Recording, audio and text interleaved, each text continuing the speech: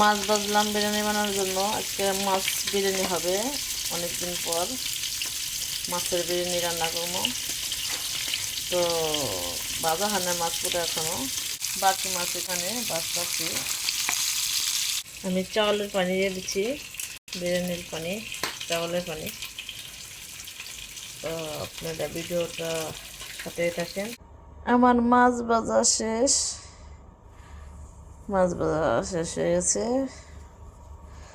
ওখানে পেঁয়াজ দিয়ে দিলাম, পেঁয়াজ দিয়ে দিছি। পেঁয়াজ এখন ভাজা ভাজা করবো, একটু কাটালি কালার করে করবো পেঁয়াজ। পেঁয়াজটা আমার বাদামি কালার হয়ে গেছে। মাছ দিয়ে দিয়েছি আমি, এখন একটু ভুনা করবো মাছটি, তারপরে হচ্ছে বিরিয়ানি সাজান। আমার বিরিয়ানি সাজানো হয়ে গেছে।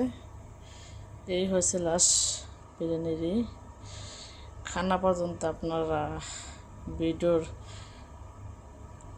চোখ রাখেন, ঠিক আছে? এই পর্যন্ত এখন শেষ।